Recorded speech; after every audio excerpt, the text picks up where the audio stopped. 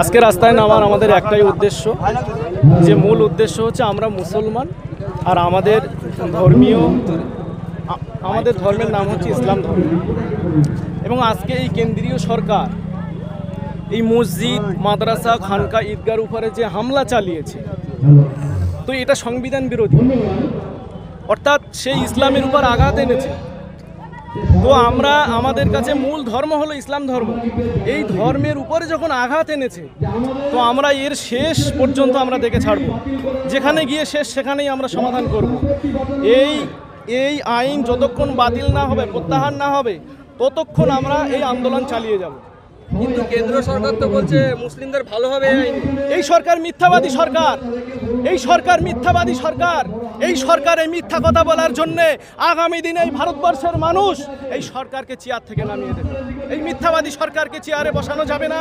এই সংবিধান বিরোধী সরকার, মিথ্যাবাদী সরকার, এই সরকারকে হটিয়ে দিতে হবে। তাদের বলছে ওয়াকফ যে কমিটি সৃষ্টি হবে, সেখানে দুজন অমুসলিম থাকবেন। সেই অমুসলিম থাকলে কি এমন অসুবিধা হচ্ছে যার জন্য আপনারা এই প্রতিবাদ করছেন?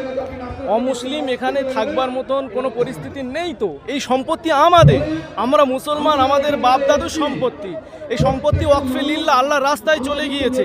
এই সম্পত্তির দাবি কেউ রাখতে পারবে না, কোনো শর্ত এখানে আসবে না। বিনা শর্তে এই সম্পত্তিগুলো কিয়ামত পর্যন্ত এইভাবে থাকবে। কেউ এর উপরে হস্তক্ষেপ করতে পারবে না। যদি কেউ হস্তক্ষেপ করে, তার কালো হাতকে আমরা ভেঙে গুড়িয়ে ছারখার করে দেব।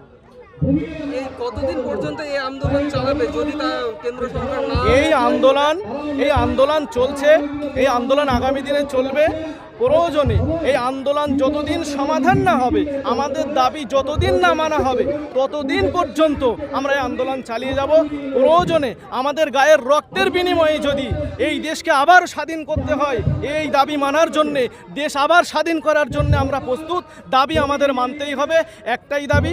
আর দাবি যদি না মানেন, এই চেয়ার থেকে আপনাকে হটে যেতে হবে। আপনার নাম? আমার নাম আইনুল বারী আলিয়াবি। আন্দোলন করবে, এই আন্দোলন আমাদের লাগাতার চলবে যতদিন পর্যন্ত ওয়াকফ বিল প্রত্যাহার না করবে, ততদিন পর্যন্ত আমাদের এই আন্দোলন চলবে। তাতে যদি আমাদের প্রাণ দিতে হয়, তাতে আমরা কেউ পিছব না, প্রাণ দেব, কিন্তু ওয়াকফ বিল মানব না। মসজিদ, মাদ্রাসা নরেন্দ্র মোদী এবং অমিত শাহের হস্তান্তর হতে দেব না। আমার নাম মোহাম্মদ ইজাজুল ইসলাম।